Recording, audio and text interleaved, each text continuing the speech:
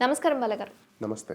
Sir రీసెంట్‌గా చాలా ఇప్పుడు కూడా చాలా ట్రెండ్ అవుతున్న టాపిక్ ఏంటి అంటే జానీ మాస్టర్ గారు ఆయన గోవాలో ఉన్నారని చెప్పి అరెస్ట్ చేశారని, ఈవెన్ వాళ్ళ భార్య వచ్చి పట్టించారా? లేకపోతే పోలీసుల ద్వారా ఆమె చెప్పడం జరిగిందా? ఏంటి అనేది ప్రెజెంట్ జరుగుతున్న టాపిక్. అసలు ఏంటి జానీ మాస్టర్ ఈ విధంగా చేశారంటారా? ఆ అమ్మాయి ఎప్పుడో మైనర్‌గా ఉన్నప్పుడు పడ్డ ఏవైతే ఆరోపణలు ఏవైతే ఉన్నాయో, ఇప్పుడు కంప్లెయింట్ చేయడం న్యాయమే అంటారా? తీసుకుంటారా అసలు? ఒకటి న్యాయపరంగా అయితే ఆమె లిమిటేషన్ ఉంది కాబట్టి ఎప్పుడైనా చేయొచ్చు. ఏ హ్మ్. క్రిమినల్ కంప్లెయింట్‌కైనా దాంట్లో ఉన్న పనిష్మెంట్ ఏదైతే ఉంటదో ఆ టైం లోపల ఎప్పుడైనా వాళ్ళు కంప్లెయింట్ చేయొచ్చు. ఓకే. సో, లిమిటేషన్ వరకు వాళ్ళు ఓకే. దానికి అది జరిగిందా? లేదా? కన్సెంట్ ఉండి జరిగిందా? కన్సెంట్ లేకుండా జరిగిందా? లేకపోతే బుల్‌డోజ్ చేశారా? లేకపోతే అథారిటీ బేసిస్ చూసుకొని చేశారా? హ్మ్. ఏంటి అనేది అది చూడాలి. ఇప్పుడు ఈ అమ్మాయి అలిగేషన్స్ ఏసింది. ఎవిడెన్స్‌లు ఎంతున్నాయి? ప్రూఫ్‌లేంటి? అసలు ఆహ్, ఇప్పుడు ఆమె సెక్సువల్ అసాల్ట్ వేరు, సెక్సువల్ అబ్యూస్ వేరు, సెక్సువల్ హరాస్మెంట్ వేరు. హ్మ్. లేదు రేప్ వేరు మళ్ళీ. So, okay. ఇప్పుడు ఇందులో ఏది జరిగిందనేది? ఇంటర్ కోర్స్ జరిగింటే అది కన్సెంట్ ఉన్నది అయితే ఒకలాగా, కన్సెంట్ లేకపోతే ఇంకోలాగా ట్రీట్ చేయాల్సి ఉంటది. అవును. ఇప్పుడు ఇదంతా ఏందంటే ఒక క్లియర్‌గా కూర్చొని అమ్మాయితో మాట్లాడాలి. హ్మ్. ఇన్వెస్టిగేషన్ చేసే పాయింట్‌లో అసలు ఈ అమ్మాయి అతనికి ఎలా పరిచయము? ఏమేమి ట్రాన్సాక్షన్స్ జరిగాయి? ఎలా మాట్లాడారు? ఎందుకు రావాల్సొచ్చింది? ఎందుకు వీళ్ళు ఇలాంటి సిట్యుయేషన్ తీసుకోవాల్సొచ్చింది? బేసికల్‌గా సినిమా ఇండస్ట్రీలో ఏం జరుగుతుందంటే, ఇద్దరు వ్యక్తులు వాళ్ళు సుదీర్ఘంగా పనిచేసేటప్పుడు సమ్ ఇంటిమసీ అనేది ఏర్పడుతుంది. ఈ హ్మ్. ఏర్పడిన ఇంటిమసీలో ఒకవేళ ఆ టైంలో వాళ్ళకి నచ్చి వాళ్ళిద్దరూ కొద్ది రోజులు లివింగ్ టుగెదర్ ఉండడం, చేయడం ఇవన్నీ కామన్‌గా అయిపోయాయి ఇప్పుడు.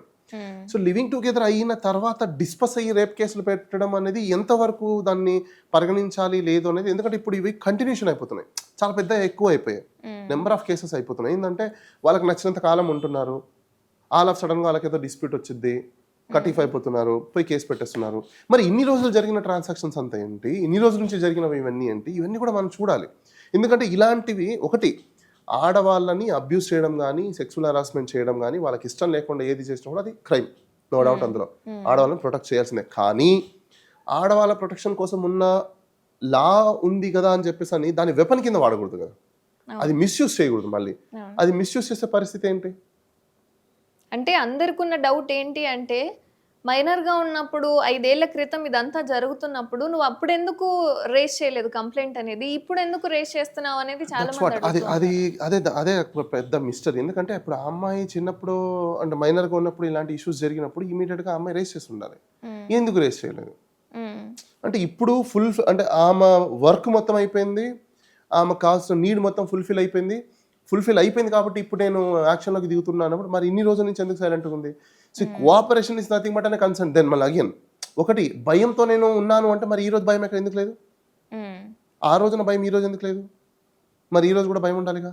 అంటే ఏదైనా కొత్త సపోర్ట్ వచ్చిందంటారా? దట్స్ వాట్ నేను అదే అంటున్నా. అవన్నీ సర్కమ్‌స్టాన్సెస్ చూడాలి మనము. హ్మ్. ఆ సర్కమ్‌స్టాన్సెస్ అన్ని చూస్తే దెన్ దానికి తగ్గట్టుగా మనం కూడా విశ్లేషించడానికి అవకాశం ఉంది. కానీ ఇది చాలా ప్రీమెచ్యూర్‌లో ఉంది ఇప్పుడు. జానీ మాస్టర్ చేశారా? చేయలేదా? అనేది మనం ఇప్పుడు చెప్పలేం. ఒకవేళ చేసి ఉన్నాడనుకోండి, ఈ హ్మ్. జానీ మాస్టర్ ఎక్కడ చూసి నేర్చుకున్నాడు? అంటే? అర్థం కాలేదు. అర్థం కాలేదా? హ్మ్. ఈ జానీ మాస్టర్ ఏ పార్టీకి సంబంధించిన వ్యక్తి? జనసేన పార్టీకి సంబంధించిన యెస్ వ్యక్తి. కదా! హ్మ్. జనసేన పార్టీలో ప్రతి ఒక్కరు చెప్పే మాట ఏంటి? జన సైనికుడొస్తే హ్మ్. జననాయకుడు వచ్చేసినట్టే. కాబట్టి పవన్ కళ్యాణ్ రానక్కర్లేదు. హ్మ్. మేమొస్తే పవన్ కళ్యాణ్ వచ్చేసినట్టే అని అంటారు. అవునా? హ్మ్. అవును. మేము ఎవరిని చూసుకొని ఫాలో అవుతున్నారయ్యా మీరు అంటే, మా బాస్‌ని చూసుకొని ఫాలో అంటే అవుతున్నాం. ఇప్పుడు 'పవన్ కళ్యాణ్' గారు చేపిస్తున్నారు అనంటారా? డెఫినెట్‌లీ. మరి ఆయనను చూసే కదా వీళ్ళు నేర్చుకున్నది.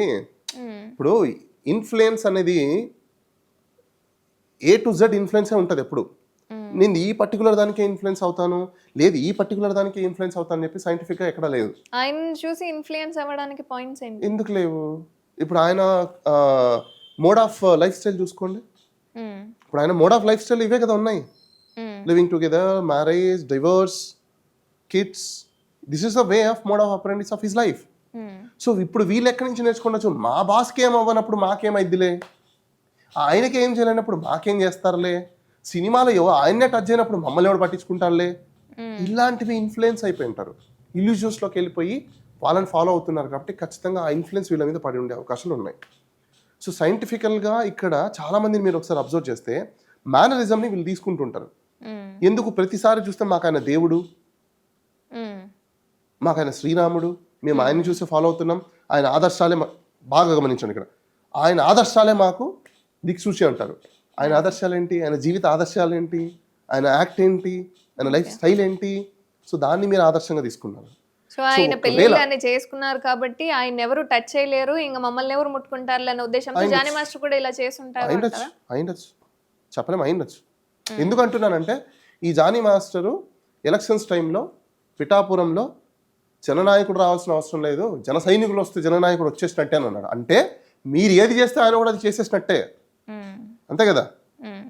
మీరు చేశారు అంటే ఆల్రెడీ మీరు ఆయన చేసి ఉన్నాడు కాబట్టి దాన్ని మీరు ఫాలో అవుతున్నారు. Point to be noted. మీరు చేస్తున్నారు అంటే ఆల్రెడీ ఆయన చేసి ఉన్నాడు, గతంలో ఆయన జీవితంలో ఆయన చేసి ఉండి ఈ పర్యావరణం మొత్తం వెళ్ళిపోయిన తర్వాత ఇప్పుడు మీరు ఆయన చేసిన ప్రతి ఒక్కదాన్ని మీరు ఫాలో అవుతున్నారు.